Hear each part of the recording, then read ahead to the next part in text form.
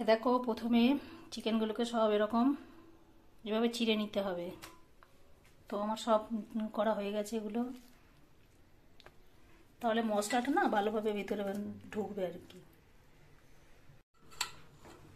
প্রথম ম্যারিনেশনে লেবুর রস আর কাশ্মীরি রেড চিলি পাউডার আর গোলমরিচ আর নুন, এই চারটে জিনিস ভালো করে মাখিয়ে নিতে হবে। এরকম ধরে ভালো করে এর ভেতরে ঢুকিয়ে ঢুকিয়ে দিতে হবে, ঠিক আছে, যাতে একদম মশলাগুলো ভেতর পর্যন্ত ঢোকে।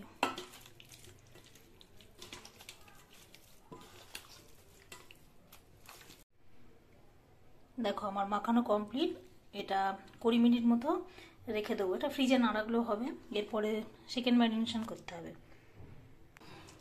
এবার সেকেন্ড ম্যারিনেশন করছি। দেখো এটা হচ্ছে 2 চামচ আদা বাটা আছে, টক দই নিয়েছি, এতে আদা বাটাটা দিয়ে দেবে,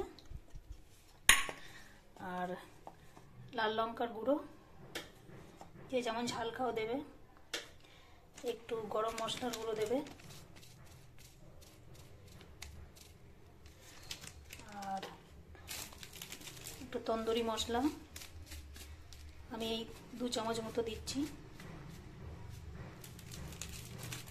আর নুন যেহেতু মাংসই দেওয়া আছে ওখানে, তাই এতে অল্প করে দিচ্ছি। আর দেবে সর্ষের তেল, এখানে কিন্তু সাদা তেল নয়, এতে সর্ষের তেল দিতে হবে।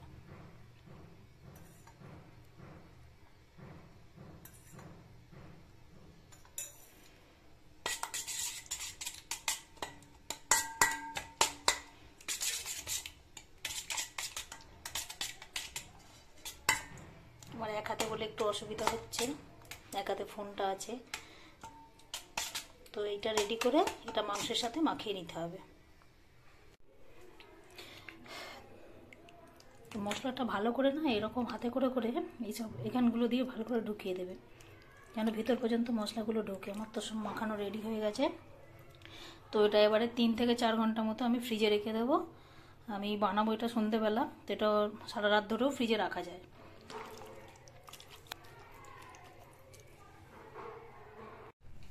একদম রেডি করে সাজিয়ে নিয়েছি, এবারে মাইক্রোওভেনে দেব। যে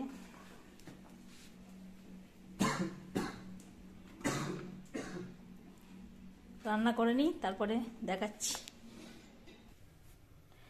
যখন এক পিঠ হয়ে যাবে এরকম বাটার গলিয়ে নিয়ে এবার ব্রাশে করে এখানে বাটার ব্রাশ করতে হবে।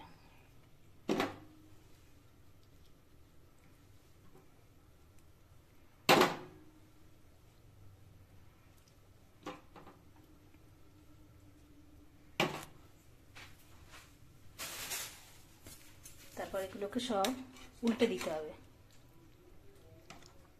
প্রত্যেকটা এইভাবে। দেখো অনেকটা তৈরি হয়ে গেছে। এরপরে আবার এই বার করে যে ব্রাশ করছি, বাটার ব্রাশ করছি, এই যে হচ্ছে এখন চিকেন তন্দুর। সবার নিমন্ত্রণ রইল আজকে রাত্রে, চলে আসো। তো আমার তন্দুর রেডি হয়ে গেছে। দেখো বন্ধুরা কেমন হয়েছে, তো কে কে খাবে চলে আসো। দেখো আমার সব থেকে ফেভারিট পিস হচ্ছে এইটা। ফাইনালি আমি এবার এটা খাবো। এই যে